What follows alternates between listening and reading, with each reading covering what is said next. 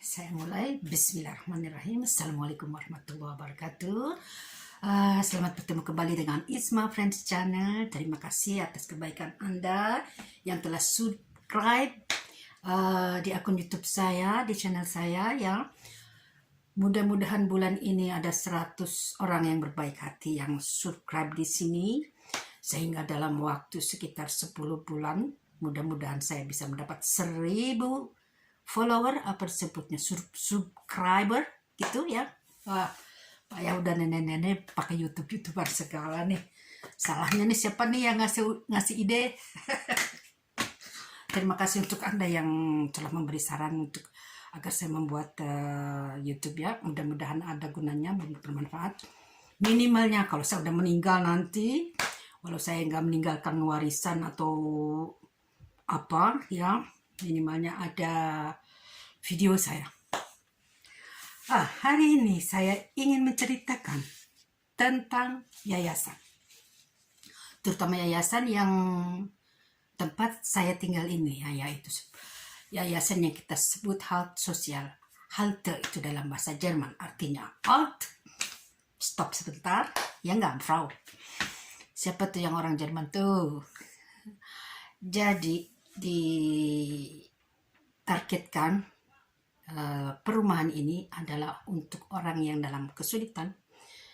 Mereka memberikan tempat tidur, juga bantuan makanan, ya, dinner, makan malam, bantuan pampers segala macam itu ya untuk bayi, makanan bayi juga makanan anak-anak seperti biasa. Dan itu kelihatan nggak hari ini karena hari Kamis, jadi kami semua bantu-bantu direktris mengeluarkan barang-barang dari supermarket Alsong dan beliau bagikan pada kami semua.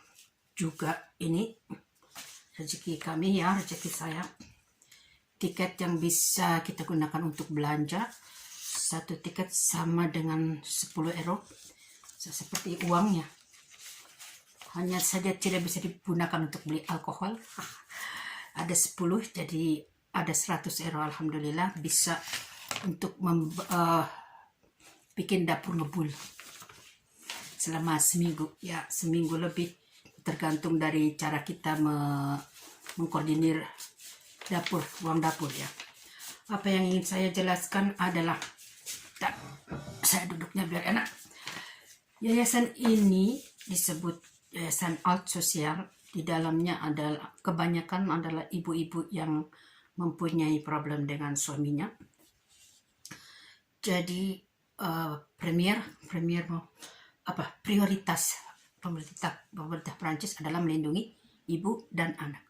Tapi kalau suami kita baik, artinya walaupun dia tidak bekerja atau mungkin walaupun tidak punya surat izin tinggal ya, masih dalam proses misalnya, tapi kalau dia baik, dia membantu si istri mengurus anak-anak, beres-beres atau bikin makanan biasa ya, maksudnya ada kerjasama yang baik dengan istri, maka pemerintah akan membiarkan si laki-laki itu tinggal dengan kita, dengan istri dan anak. Tapi kalau si suami itu melakukan kekerasan, baik kekerasan fisik atau kekerasan mental, psikologik pada si istri dan anak-anak, maka pertama pemerintah akan memberikan peringatan, kedua akan memberikan menawarkan psikolog, bantuan psikiater dan sebagainya itu ya, juga bisa ditawarkan untuk sembuh dari apa disebutnya toksikasi, apa ya, kalau mabuk-mabuk itulah, kalau mabuk atau menghisap ganja atau sebagainya, mereka anjurkan untuk masuk ke rumah sakit dan dibiayai secara 2 bulan, artinya gratis, asalkan dia mau. Sayangnya ya, cerita sedikit, bapaknya anak-anak itu menolak semua itu ya. Jadi dia suka bikin onar, bukan hanya pada kita tapi juga pada seluruh penghuni perumahan dan juga pada orang yang bekerja di kantor ya. Jadi saya juga ikut malu ya, tapi ya mungkin begitu ya jalan hidup saya. Jadi akhirnya satu kali diberi peringatan, kedua kali ditawari psikolog dengan ini kami beri Anda ayo masuk rumah sakit 2 bulan gratis. Ya, kita teruskan obrolan kita. Jadi begitu ya. Kebanyakan memang banyak laki-laki yang terpaksa atau dipaksa jadi terpisah dengan istri dan anak-anaknya karena kondisi dia yang memburuk ya, yang tidak bisa lagi bersosialisasi dengan kita semua ya. Kalau kita lihat pertama ya mungkin karena pendidikan agama yang mereka peroleh dari keluarganya ya, walaupun kita berusaha untuk membimbing ya, bagaimana ya, susah ya membimbing laki-laki yang sudah dari sononya begitu ya. Kemudian juga dari segi pendidikan kayaknya pendidikan umumnya juga agak kurang ya, dan ditambah-tambah dengan lingkungan bergaulnya biasanya orang yang suka pertama dari merokok ya, terus ngumpul-ngumpul dengan temannya, terus ada yang nawarin bir, terus pernah dia bilang katanya birnya ada dimasukin sesuatu sama temennya, ketika dia nggak lihat gitu, terus dia lihat ternyata di dalamnya udah ada sesuatu ya, mungkin drug apa disebutnya ya. Terus kalau minum nanti sampai rumah mabuk gimana ya, itu cerita ya, mungkin dia sendiri dengan senang hati menerima barang-barang itu ya, karena beberapa tahun ini keuangan saya hancur lebur ya. Jadi kalau mungkin orang yang sudah merantau 20-25 tahun di Perancis tuh biasanya udah dapat ini itu, saya masih zero ya. Tapi alhamdulillah anak-anak baik ya, anak-anak si Abram, si Rani Aisyah juga. Dan insya Allah anak saya di Indonesia mudah-mudahan baik juga ya, dengan istri, dengan anaknya, dengan cucu-cucu saya juga ya.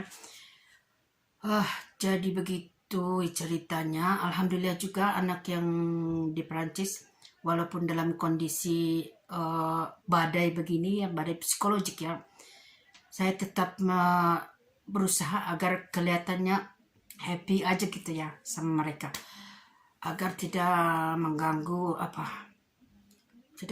konsentrasi dia belajar. Jadi alhamdulillah Abram dengan Rani itu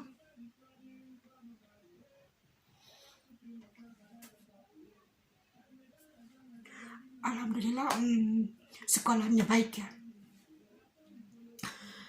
Terus saya tutup dulu ya.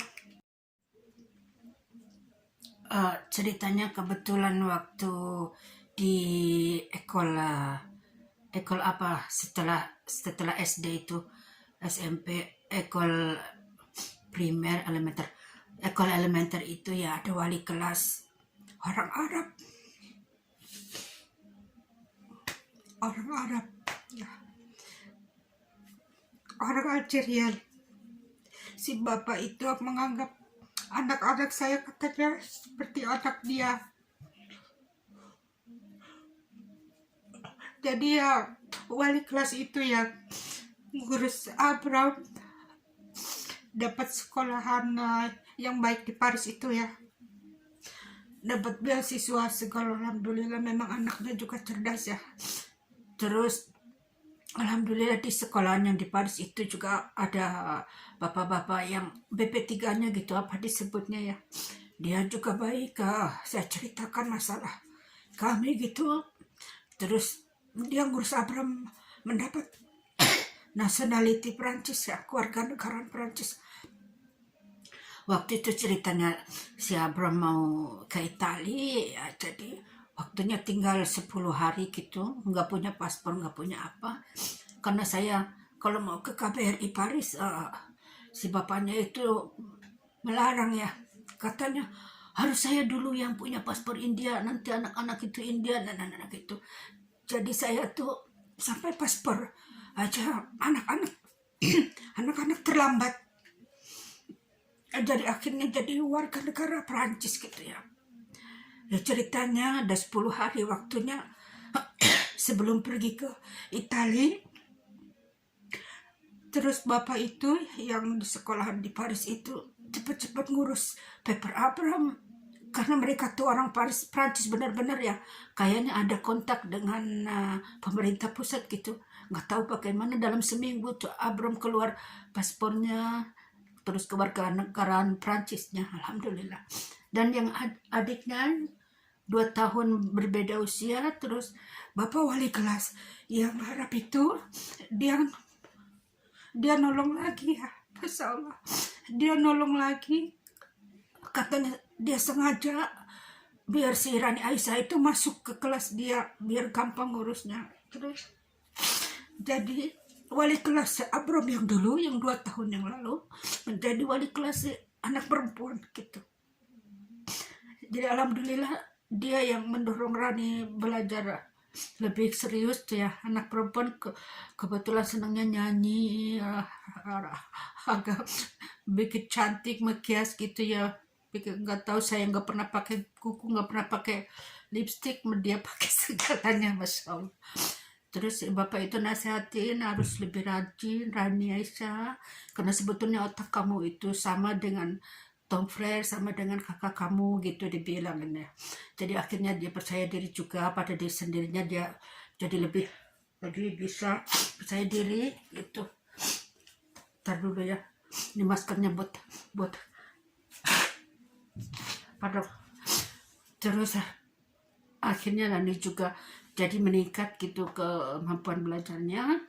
Alhamdulillah diterima juga di sekolahan di Paris itu sama kakaknya. Jadi seduanya itu dapat beasiswa ya, udah gratis, dapat uang saku juga, alhamdulillah. Itu ceritanya ya. Kok jadi muter ke sana ceritanya? Kembali lagi ke yayasan ini ya. Jadi yayasan ini untuk ke keluarga yang on difficulty, dan yang dalam kesulitan, begitu ceritanya. Udah dulu ya. Lahi taufiq wal hidayah. Wassalamualaikum warahmatullahi wabarakatuh. Oulala, le truc. Voilà. Bientôt, Nale farà la oh, si, si. C'est ça. Quando era? No,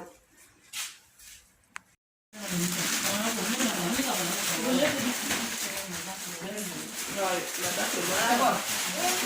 Oui, ça va bien. Ma c'est bon, ou pas? Ouais, ça marche, oui.